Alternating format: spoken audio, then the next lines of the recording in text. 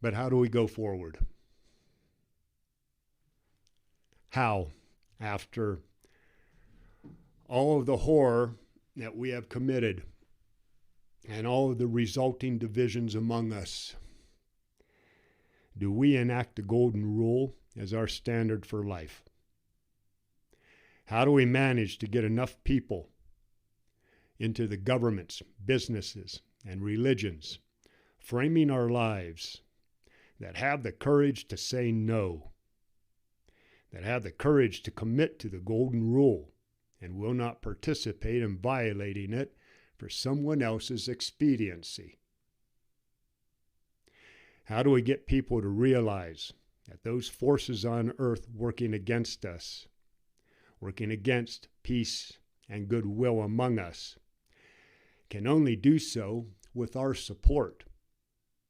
That if we do not cooperate, they do not survive. Our answer is uniting across the world to protect our children.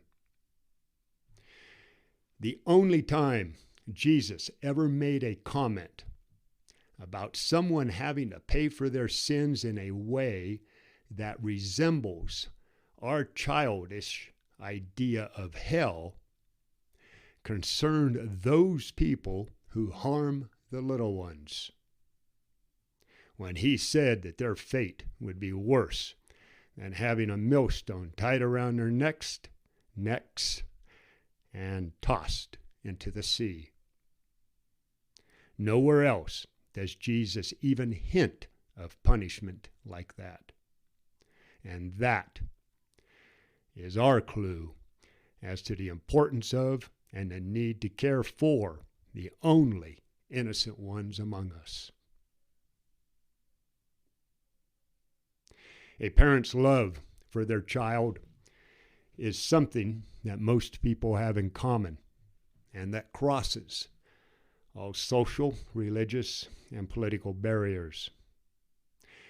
It is through our common love for our children that we can find the empathy and compassion needed to eventually apply the golden rule to their parents. And when enough of us stand up to protect the children, regardless of whose children they are or where they are at, we will bring much of the world's horror to a standstill. For some reason, most of the worst malicious evil that we are seeing these days is aimed at harming God through our children.